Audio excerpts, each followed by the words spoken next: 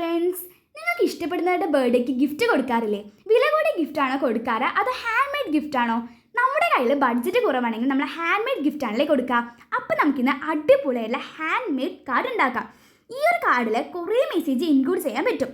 അപ്പോൾ നമുക്ക് എങ്ങനെ ഉണ്ടാക്കുന്നത് നോക്കിയാലോ?